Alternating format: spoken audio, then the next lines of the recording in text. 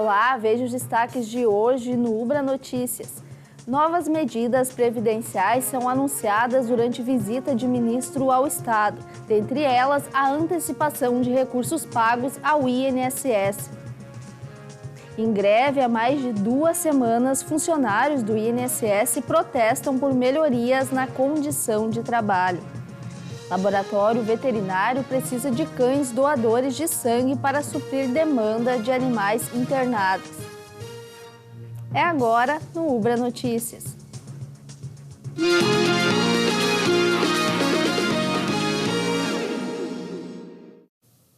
Em visita ao Rio Grande do Sul, o ministro da Previdência Social, Carlos Lupe, anunciou novas medidas que serão adotadas como auxílio aos municípios gaúchos.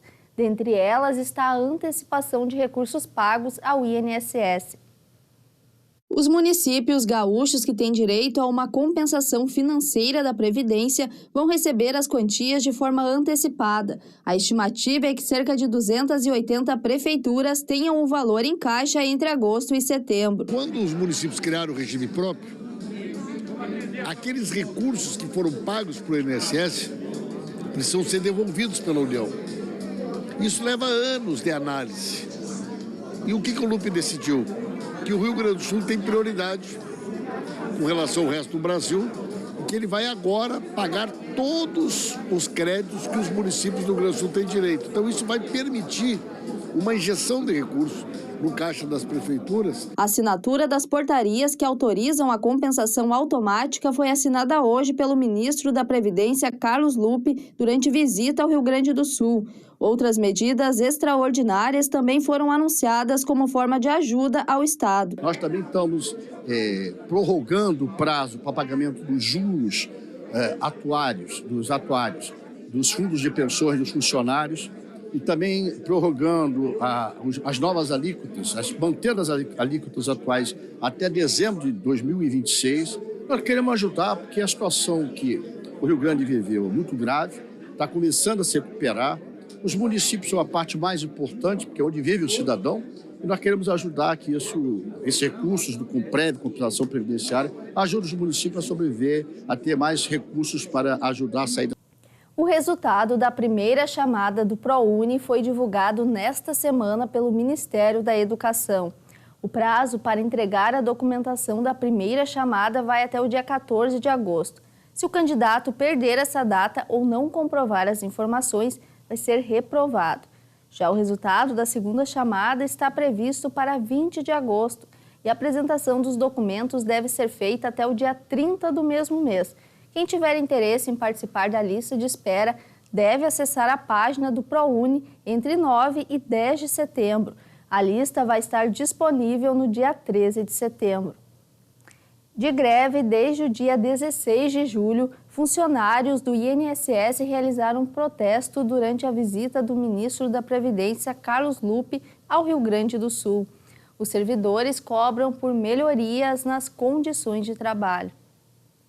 Membros do sindicato e funcionários da Previdência se reuniram em frente à sede do INSS em Canoas. Eles reivindicam acordos feitos em 2022, que, segundo a categoria, não foram cumpridos. Nós fizemos um acordo de greve em 2022 com o Estado brasileiro, e que atende principalmente 3 eixos, né? A questão da valorização da nossa carreira, né? O reconhecimento das atividades da Previdência Social como atividade exclusiva do Estado, né? Em decorrência da importância da Previdência Social para a população brasileira, e a questão da recomposição salarial também, em decorrência aí de perdas salariais de cerca de 50% nos últimos anos. O protesto ocorreu durante a visita do ministro da Previdência, Carlos Lupe, à sede de Canoas. Lupe confirma estar em constante negociação que atenda aos pedidos dos servidores. A gente tem que respeitar os trabalhadores nas suas manifestações.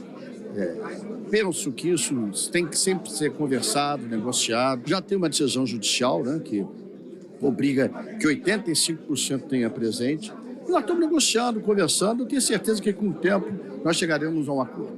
A greve teve início no dia 16 de julho. Na última semana, uma decisão do Superior Tribunal de Justiça determinou que seja mantido o mínimo de 85% dos servidores em cada unidade do INSS mediante pagamento de multa. Segundo o Sindesprev-RS, ainda não há uma definição para o fim da greve. Para o presidente do INSS, essa situação deve ser resolvida nos próximos dias. A greve atrapalha, é um direito, a gente respeita o direito. Temos tomado medidas para mitigar o efeito na população, que é muito importante. É uma categoria que entregou muito. Nós temos a fila de espera bastante, graças aos servidores, mas também a gente pede a boa vontade para que a gente consiga negociar e terminar esse movimento que não faz bem para ninguém. Não faz bem para o INSS, não faz bem para os servidores, mas especialmente para os segurados. Tenho certeza que em mais algumas poucas semanas estará tudo resolvido. E os táxis vão poder circular com passageiros pelos corredores de ônibus da Avenida Sertório, em Porto Alegre, a partir da próxima segunda-feira. A autorização vai valer das 6 até as 9 da manhã no sentido bairro-centro e das 5 da tarde às 8 da noite no sentido centro-bairro. Essa liberação vai ocorrer em caráter experimental pelo período de 60 dias. A circulação desses veículos vai precisar respeitar a velocidade permitida nos corredores de ônibus, que é de até 30 km por hora. E o Rio Grande do Sul conta com um laboratório de análises clínicas veterinárias em Porto Alegre. O local precisa de cães doadores para atender a demanda dos animais hospitalizados. Os animais também precisam de doação de sangue, assim como os humanos. Para suprir essa necessidade aqui no estado, foi fundado em 2001 o Laboratório de Análises Clínicas Veterinárias, o LACVET, que é um laboratório-escola que faz parte da Faculdade de Veterinária da Universidade Federal do Rio Grande do Sul. A gente tem no Brasil em torno de 34 bancos de sangue, sendo que destes apenas 4 estão em universidades públicas, né? E o banco de sangue da URGS, então, é o único banco de sangue dentro de um ambiente público aqui no sul do Brasil. A rotina maior dos bancos de sangue em geral são para cães e gatos, né? Então, os nossos estoques dentro do banco de sangue são direcionados às demandas de cães e gatos, que são os animais que estão mais presentes na rotina hospitalar, tanto pública quanto privada.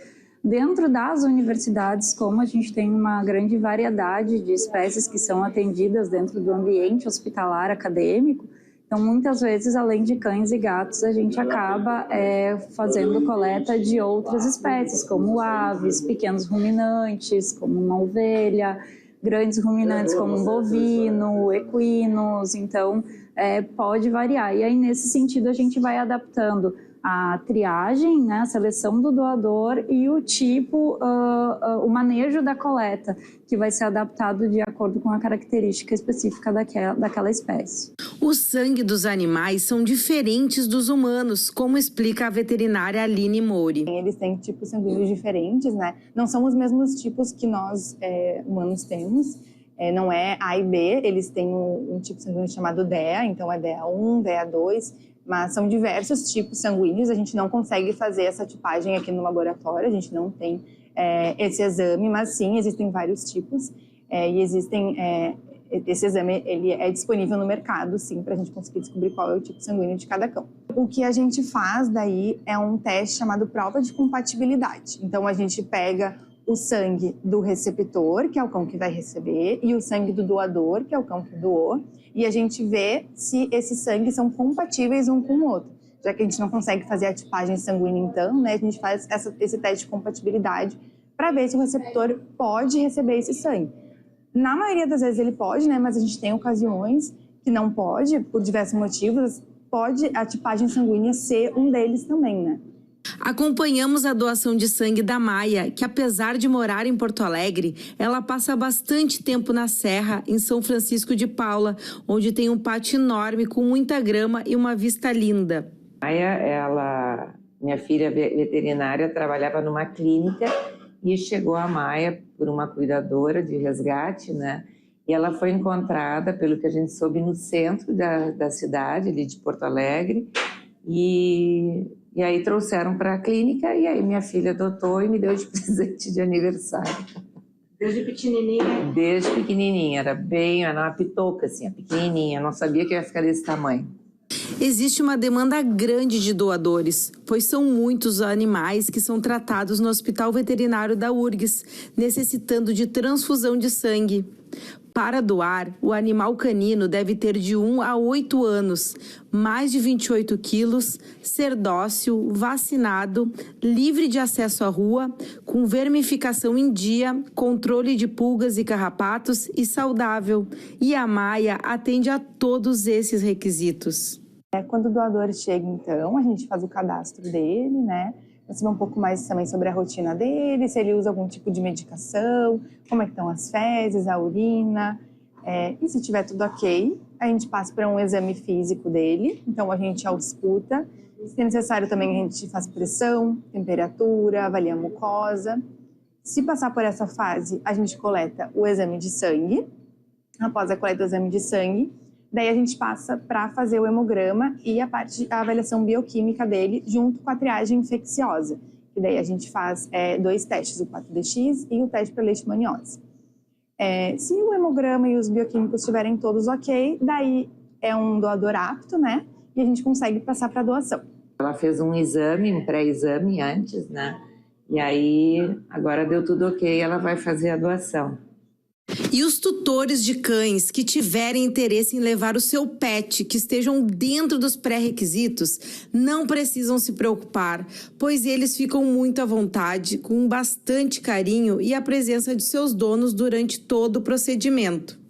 Agora vai começar a doação de sangue da Maia. Ela está bem comportada. Vamos ver se vai se manter assim durante os 10 minutos necessários do procedimento.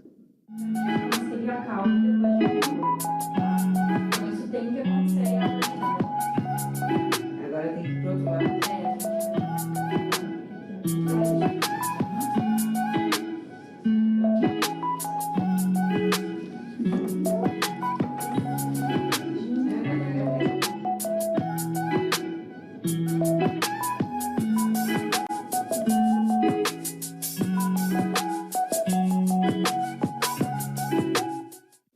Foram 450 ml de sangue que podem salvar até 3 vidas de cães de pequeno porte. Essa bolsa de sangue ela vai ficar 1 hora em repouso. Depois disso, a gente inicia o processamento para ir produzir o concentrado de eritrócitos, o plasma fresco congelado e o concentrado de plaquetas.